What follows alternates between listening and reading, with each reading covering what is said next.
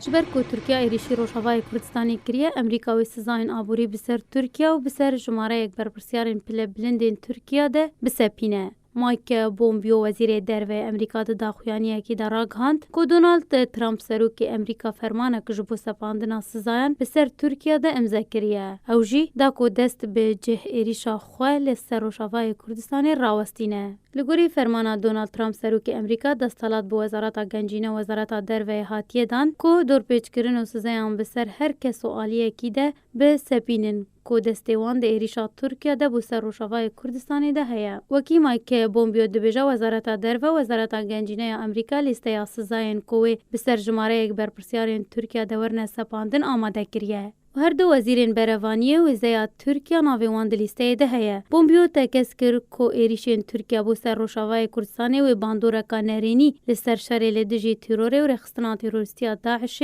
و لسر آرامی و اسایشا ولاتان درست بکه. وزیر درو امریکا هشیاری دا ترکیه و گوت کو اگر ایریش نو راوستاندن دست بجه ترکیه و راستی سزاین امریکا وره. جدما کو ترکیه ایریشا خواب سر روشالات چمی فراتی کریه و روزانه پیش وچون نو لسر عرده درست بن و امریکا بریاردای کو 1000 سربازین خواه روشاوای کردستانی وکشینه و بردام سروک امریکا دبیجه کو امریکا بهشداری دشر ترکیه و پیاده ده ناکه.